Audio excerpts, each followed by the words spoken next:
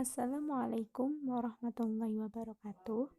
Pada kesempatan kali ini, kita akan belajar tentang aliran dan tokoh ilmu kalam, yaitu Mu'tazilah, Maturidiyah, dan Asy'ariyah. Selamat belajar.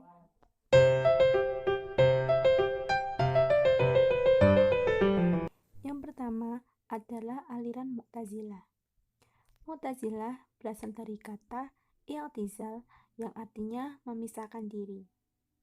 Tokoh dari aliran ini adalah Wasil bin Atha, Abu Huzr al-Allaf, An-Nazam, dan Abu Hashim ad-Duba. Lalu, apa sih yang menjadi latar belakang lahirnya aliran Mu'tazilah? Latar belakang munculnya aliran Mu'tazilah adalah sebagai respon persoalan teologis yang berkembang di kalangan Khawarij dan Murji'ah akibat adanya peristiwa tahkim. Golongan ini muncul karena mereka berbeda pendapat dengan golongan Khawarij dan Murji'ah tentang pemberian status kafir kepada yang berbuat dosa besar. Pada mulanya, nama ini diberikan oleh orang dari luar Mu'tazilah. Nah, karena pendiriannya, Wasil bin Atha tidak sependapat dan memisahkan diri dari gurunya, yaitu Hasan al-Basri. Dalam perkembangan selanjutnya, nama ini kemudian disetujui oleh pengikut Mu'tazilah dan digunakan sebagai nama dari bagi aliran teologi mereka. Doktrin ajaran aliran Mu'tazilah yang pertama adalah tauhid, yaitu mustahilnya Allah di akhirat nanti. Sifat-sifat Allah itu adalah substansi zatnya sendiri, serta Al-Quran adalah makhluk. Yang kedua, keadilan Allah, yaitu meletakkan pertanggungjawaban manusia atas segala perbuatannya. Jadi, Tuhan tidak menghendaki keburukan, tidak menciptakan perbuatan manusia, dan manusia dapat mengerjakan perintah-perintahnya dan meninggalkan larangan-larangannya dengan kudrah atau kekuasaan yang ditetapkan Tuhan pada diri manusia itu. Nah, Tuhan tidak memerintahkan sesuatu kecuali menurut apa yang dikehendakinya. Ia hanya menguasai kebaikan-kebaikan yang diperintahkannya dan tidak tahu menahu dari keburukan-keburukan yang dilarangnya. Nah, dengan pemahaman demikian, maka tidaklah adil bagi Tuhan seandainya ia menyiksa manusia karena perbuatan dosanya. Sementara perbuatan dosanya itu dilakukan karena diperintah Tuhan. Nah, Tuhan dikatakan adil jika menghukum orang yang berbuat buruk atas kemauannya sendiri. Selanjutnya yaitu janji dan ancaman atau al-wa'du wal-wa'id, yaitu Allah SWT tidak akan mengingkari janji-janjinya memberi pahala kepada orang muslim yang berbuat baik dan menimpakan azab kepada yang berbuat dosa. Selanjutnya, al-manzilah baina al-manzilatain, yaitu seorang muslim yang mengerjakan dosa besar, ia tergolong bukan mukmin tetapi juga tidak kafir, melainkan fasik.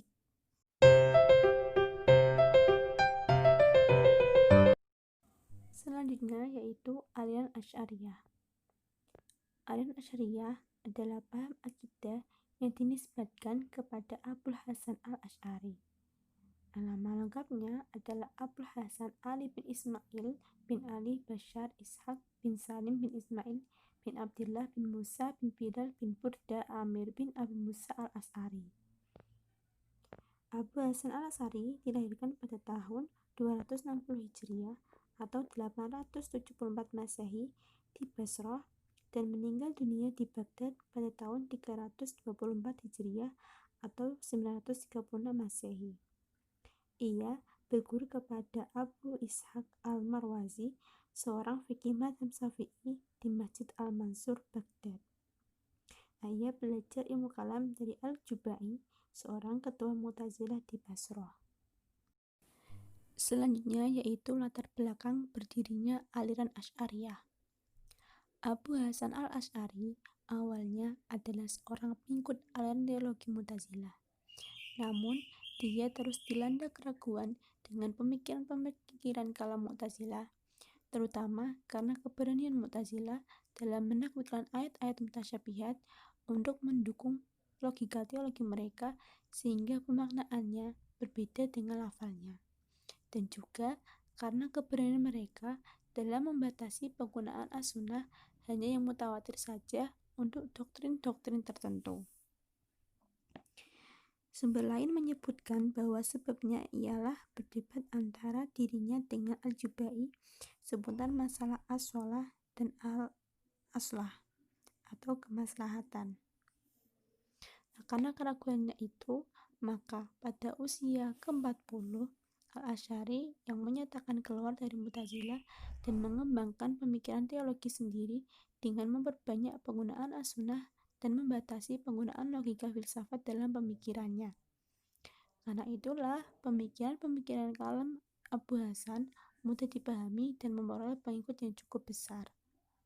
Nah, teologi tersebut adalah Ahlus Sunnah wal Jamaah, yang artinya aliran kalam yang banyak menggunakan as-sunnah dalam perumusan pemikiran kalamnya dan memperoleh pengikut yang cukup besar atau wal Jamaah. Doktrin ajaran Asy'ariyah yang pertama, sifat Tuhan. Pendapat Al-Asy'ari dalam soal sifat Tuhan terletak di tengah-tengah antara aliran Mu'tazilah di satu pihak dan aliran Hasy'iyah dan Mujassimah di pihak lain. Aliran Mu'tazilah tidak mengakui sifat-sifat wujud, qidam, baqa' dan wahdaniyah atau keesaan. Sifat zat yang lain seperti sama, basor, dan lain-lain tidak lain hanya zat Tuhan sendiri. Lalu golongan Hasy'iyah dan Mujassimah mempersamakan sifat-sifat Tuhan dengan sifat-sifat makhluk. Nah, di sini Al-Asy'ari mengakui sifat-sifat Allah yang tersebut sesuai dengan zat Allah sendiri dan sama sekali tidak menyerupai sifat-sifat makhluk. Yang kedua adalah kekuasaan Tuhan dan perbuatan manusia. Nah, pendapat Al-Asy'ari dalam soal ini juga tengah-tengah antara aliran Jabariyah dan aliran Mu'tazilah. Menurut aliran Mu'tazilah, manusia itulah yang mengerjakan perbuatannya dengan suatu kekuasaan yang diberikan Allah kepadanya. Lalu menurut aliran Jabariyah, manusia tidak berkuasa mengadakan atau menciptakan sesuatu. Nah, Al-Asy'ari mengatakan bahwa manusia tidak berkuasa menciptakan sesuatu, tetapi berkuasa untuk memperoleh suatu perbuatan. Yang ketiga, melihat Tuhan pada hari kiamat. Al-Asy'ari mengatakan bahwa Tuhan dapat dilihat di akhirat kelak. Selanjutnya itu dosa besar. Asy'ari berpendapat bahwa berbuat dosa dan tidak sempat bertaubat di akhir hidupnya tidaklah kafir dan tetap mukmin.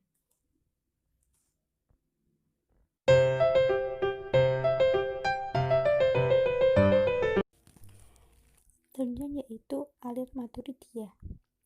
Maturidiyah adalah aliran pemikiran kalam yang berpegang pada keputusan akal pikiran dalam hal-hal yang tidak bertentangan dengan syara'. Sebaliknya, jika hal itu bertentangan dengan syara', maka akal harus tunduk kepada keputusan syara'. Al-Maturidi mendasarkan pikiran-pikiran dalam soal-soal kepercayaan kepada pikiran-pikiran Imam Abu Hanifah. Aliran Maturidiyah lahir di Samarkand pertengahan kedua dari abad 9 Masehi. Pendirinya adalah Abu Mansur Muhammad ibn Mahmud al-Maturidi di daerah Maturid, Samarkand untuk melawan mazhab Mu'tazilah. Selanjutnya yaitu doktrin ajaran aliran Maturidiyah. Yang pertama tentang akal dan wahyu. Al-Maturidi dalam pemikiran teologinya berdasarkan pada Al-Quran dan akal. Akal banyak digunakan diantaranya karena dipengaruhi oleh mazhab Imam Abu Hanifah. Menurut Al-Maturidi, mengetahui Allah dan kewajiban mengetahui Allah dapat diketahui dengan akal. Kedua, perbuatan manusia. Perbuatan manusia adalah ciptaan Allah karena segala sesuatu dalam wujud ini adalah ciptaannya. Mengenai perbuatan manusia, kebijaksanaan dan keadilan kehendak Allah mengharuskan manusia untuk memiliki kemampuan untuk berbuat atau ikhtiar agar kewajiban yang dibebankan kepadanya dapat dilaksanakan. Nah, dalam hal ini, Al-Maturidi mempertemukan antara ikhtiar manusia dengan kudrat Allah sebagai pencipta perbuatan manusia. Selanjutnya yaitu kekuatan dan kehendak mutlak Tuhan. Allah memiliki kehendak dalam sesuatu yang baik atau buruk, tetapi pernyataan ini tidak berarti bahwa Allah berbuat dengan sewenang-wenang. Tetapi perbuatan dan kehendaknya itu berlangsung sesuai dengan hikmah dan keadilan yang sudah ditetapkan. Keempat, sifat Tuhan. Sifat Allah itu mulzamah atau arti bersama zat tanpa dipisah. Selanjutnya itu melihat Tuhan. Menurut Al-Maturidi, manusia dapat melihat Tuhan sebagaimana firman Allah dalam Quran surat Al-Qiyamah ayat 22-23. Selanjutnya itu tentang kalam Tuhan. Al-Maturidi membedakan antara kalam yang tersusun dengan huruf dan bersuara dengan kalam nafsi atau sabda yang sebenarnya atau makna abstrak.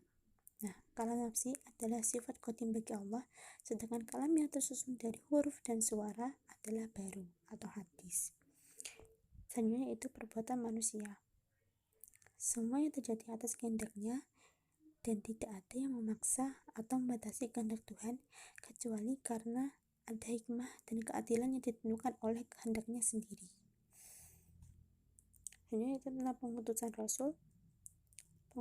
Pengutusan Rasul berfungsi sebagai sumber informasi tanpa mengikuti ajaran wahyu yang disampaikan oleh Rasul. Berarti manusia telah memperbaiki sesuatu yang berada di luar kemampuan akalnya. Selanjutnya yaitu tentang pelaku dosa besar.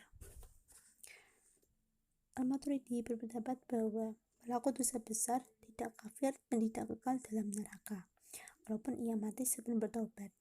Hal ini karena Tuhan telah menjanjikan akan memberikan balasan kepada manusia sesuai dengan perbuatannya. Selanjutnya yaitu dalam masalah iman, aliran Al-Maturidi samarkan berpendapat bahwa iman adalah tasdik bil qalb. Madzhab aliran Maturidi terbagi menjadi dua, yaitu Maturidiyah Samarkand dan Maturidiyah Bukhara. Maturidiyah Samarkand merupakan pengikut Al-Maturidi sendiri dan cenderung ke arah paham Mu'tazilah. Sebagaimana pendapatnya soal sifat-sifat Tuhan, Maturidi dan Asy'ari terdapat kesamaan pandangan, yaitu Tuhan mempunyai sifat, Tuhan mengetahui bukan dengan zatnya, melainkan dengan pengetahuannya. Sepaham dengan Mu'tazilah dalam soal al-wa'id wal-wa'id, bahwa janji dan ancaman Tuhan kelak pasti terjadi. Maturidiyah Bukhara adalah pengikut-pengikut Al-Badawi dalam aliran Al-Maturidiyah yang mempunyai pendapat lebih dekat dengan pendapat Al-Asy'ari. Golongan Bukhara ini dipimpin oleh Abu al-Yusr Muhammad al-Badawi. Dia merupakan pengikut Maturidi yang penting dan penerus yang baik dalam pemikirannya. Nah, Al-Badawi dapat menerima ajaran Al-Maturidi dari orang tuanya. Al-Badawi tidak selamanya sepaham dengan Al-Maturidi. Ajaran-ajaran teologinya banyak dianut oleh sebagian umat Islam yang bermadzhab Hanafi.